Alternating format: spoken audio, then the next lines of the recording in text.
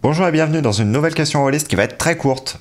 Celle-ci, on va simplement parler ça va être une petite aparté en fait, sur le fait d'amener des invités à l'intérieur d'un JDR.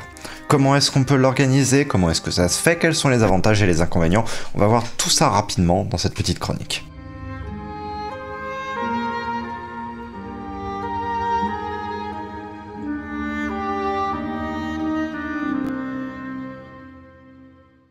Déjà, il serait bon de définir ce que j'appelle des invités, et dans quel contexte est-ce qu'on peut mettre cela en place. Alors le contexte, généralement, ça va être une campagne assez longue. On va pas le faire généralement dans des choses qui font 1 à 2 séances, parce qu'on n'aura pas le temps de mettre en place un tel procédé, simplement. On va le faire dans des campagnes où il y a une trame narrative qui va être déjà installée. Il va y avoir déjà quelques séances qui vont être partagées par les joueurs, parce que sinon, ça ne va pas être un invité réellement que vous allez amener dans le JDR, mais un autre joueur, simplement. Un invité se doit de rester pendant une courte période de temps, sinon il devient un joueur régulier du groupe. Et à ce titre-là, eh bien, on n'est pas exactement dans la même dynamique. Là, on est plus du coup dans la dynamique d'inclusion de nouveaux joueurs. On a déjà une vidéo sur le sujet, je vous y renvoie. Et vous y aurez plus d'informations. Là, on est vraiment dans l'optique de... On a une personne qui va rester sur 1 ou 2 séances maximum. Un petit peu plus si jamais votre campagne est vraiment très longue et que vous avez besoin que la personne reste un peu plus. Il n'y a pas de règle figée. Mais il ne faut pas qu'il y ait ce sentiment d'habitude qui se mette en place. Et qui va simplement intervenir pour donner des informations, perturber le groupe, être un antagoniste, être un protagoniste de l'histoire. Libre à vous de le décider, et on va voir un petit peu tout ça. Un invité, généralement, il va être votre complice, en fait. Ça va être un PNJ, généralement, qu'en fait, vous allez faire jouer par quelqu'un. Ça va être typiquement une personne qui va venir et qui va, eh bien, incarner un personnage clé que les joueurs vont avoir à rencontrer pendant une période de temps donnée. Exemple, un informateur, très simple. Cet informateur va donner des informations au groupe, en échange de quelque chose, pas forcément. Et une fois cela, eh bien, soit il va se retirer, soit les aventuriers vont juste partir de cela. Mais ils ne vont pas lui proposer de venir avec eux. Ou alors, si jamais c'est proposé, eh bien simplement l'informateur en question va refuser.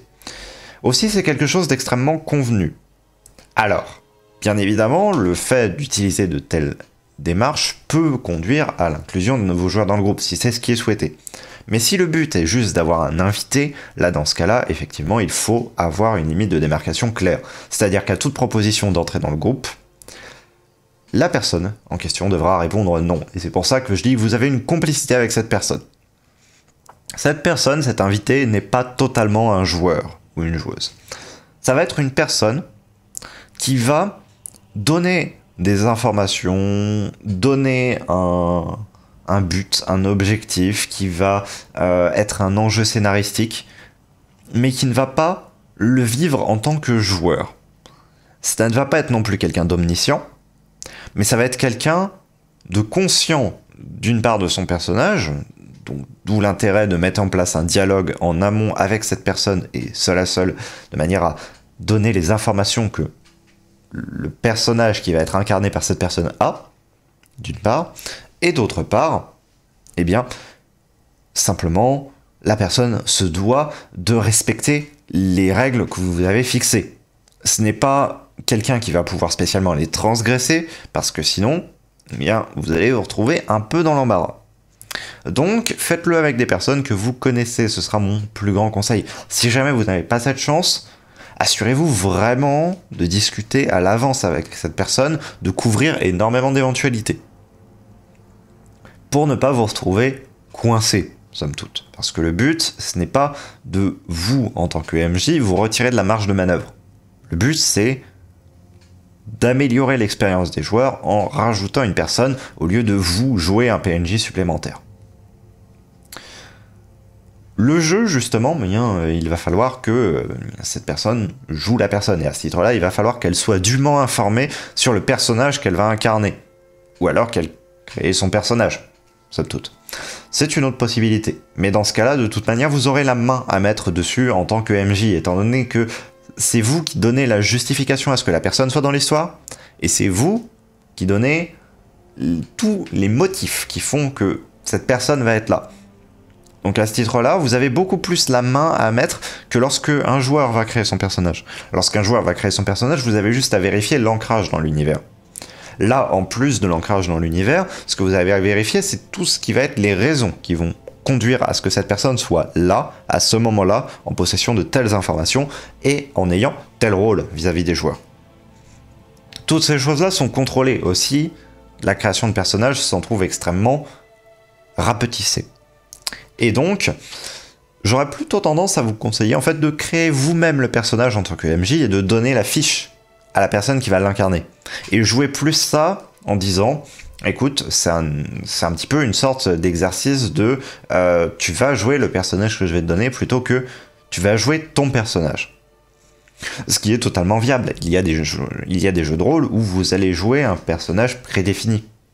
Et donc à ce titre-là, je trouve que pour une séance en plus, ça permet d'éviter toute la phase de création de personnages qui peut être un peu laborieuse pour le joueur et de lui permettre quand même d'avoir un petit peu une expérience de jeu de rôle malgré tout.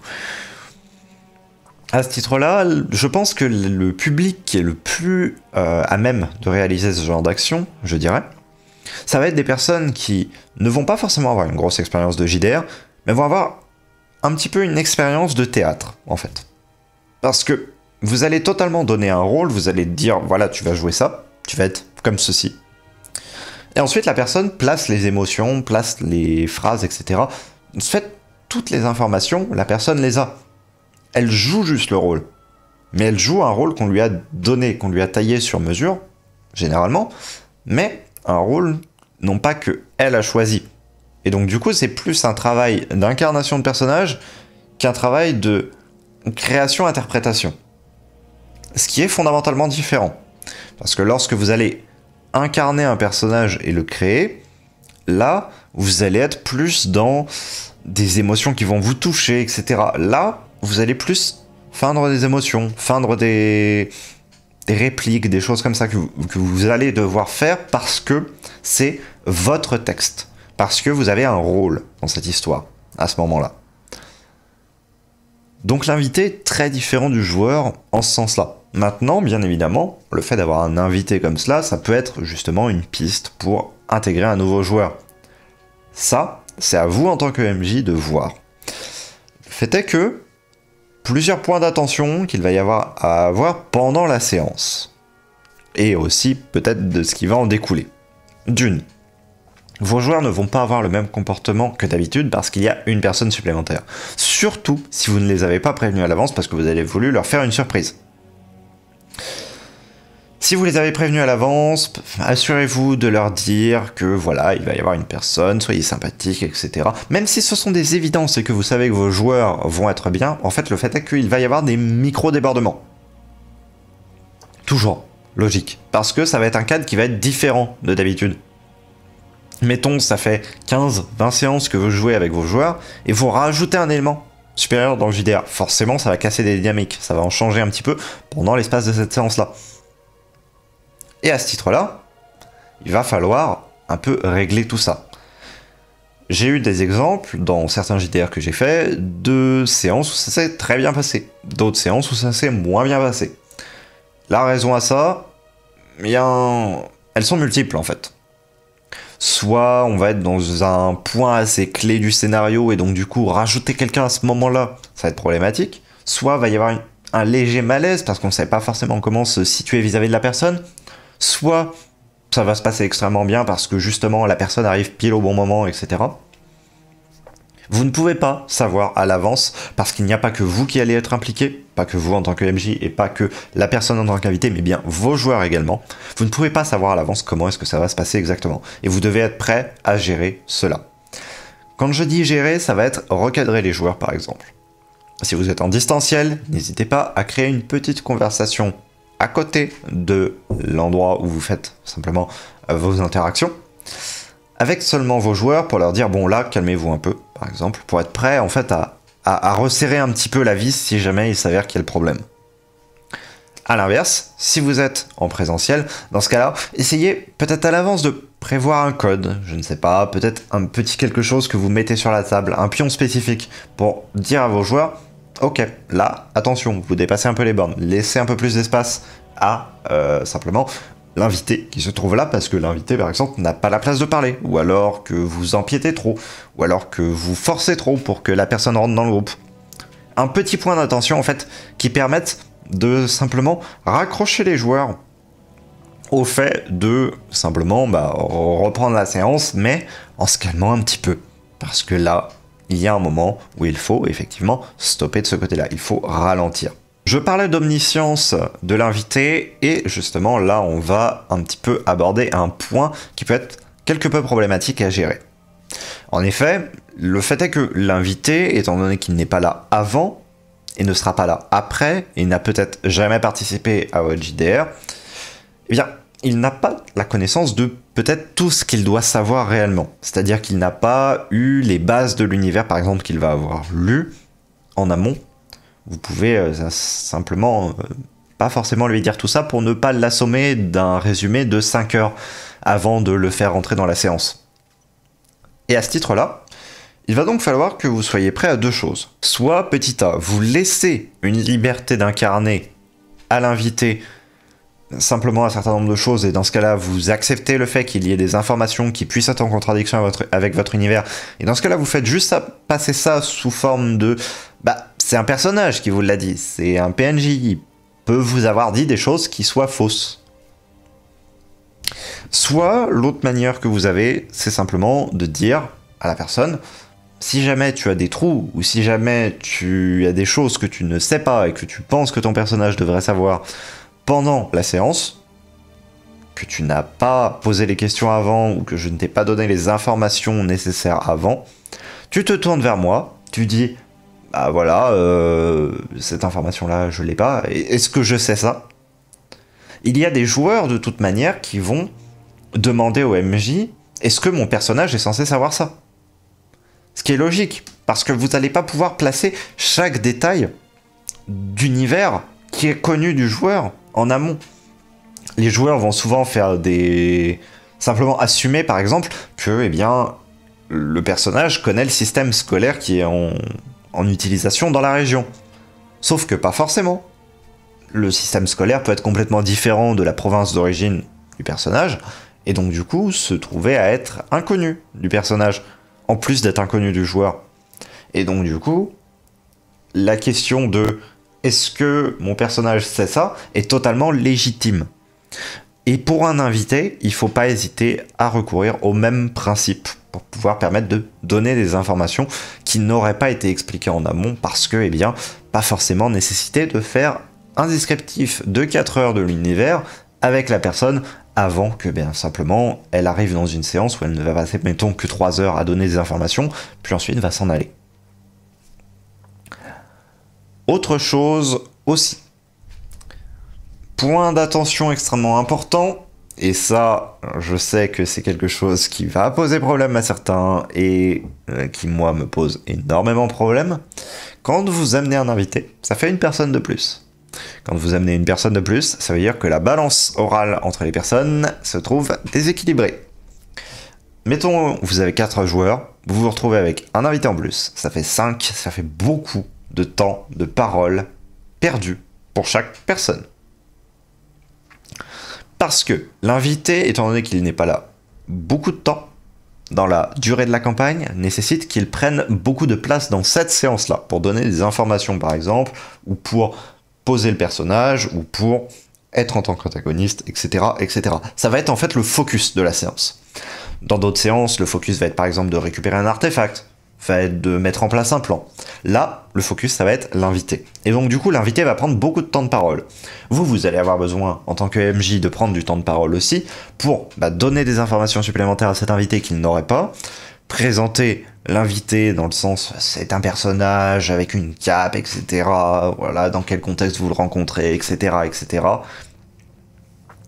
Vous allez avoir besoin d'espace pour simplement laisser cette personne respirer et s'impliquer un petit peu dans la dynamique du groupe, parce que C'est une chose de mettre en place une dynamique orale, donc de répartition du temps de parole quand on est un groupe, mais quand on rajoute une nouvelle personne, cette personne ne connaît pas la dynamique de répartition orale de temps, et donc du coup, elle va falloir qu'elle trouve cette place. Donc du coup, vous allez devoir demander à vos joueurs en amont de simplement parler un peu moins.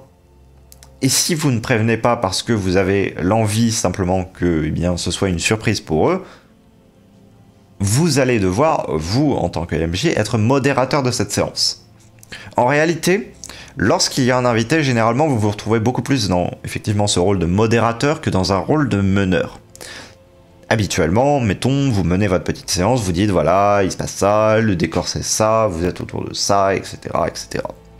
Là, vous allez plus être à monitorer le vocal pour simplement garder chacun dans son rôle et que l'invité ait suffisamment d'espace pour s'exprimer. Car s'il n'en a pas assez, vous allez perdre un petit peu l'enjeu de la séance et perdre l'intérêt d'avoir un invité.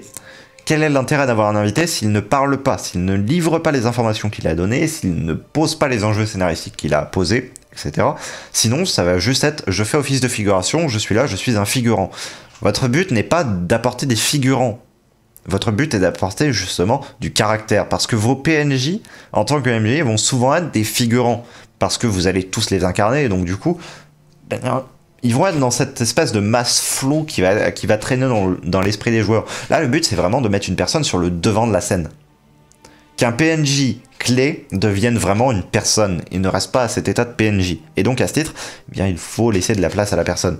Et du coup, vous allez devoir beaucoup plus monitorer cela que réellement, simplement mener la séance comme vous le faites habituellement.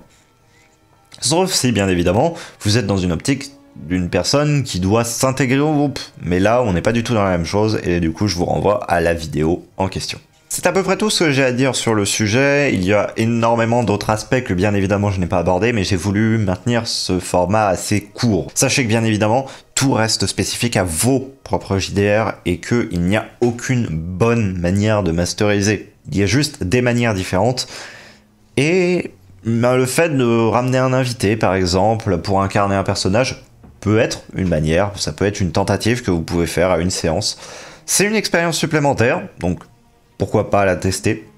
Quoi qu'il en soit, si vous avez des choses additionnelles simplement à mettre, vous avez les commentaires pour ça. Si vous avez des retours à faire, la même chose. Je vous dis à très bientôt pour une prochaine vidéo. J'espère que celle-ci vous aura été utile, vous aura intéressé, etc. Je vous dis à très bientôt. Salut, salut!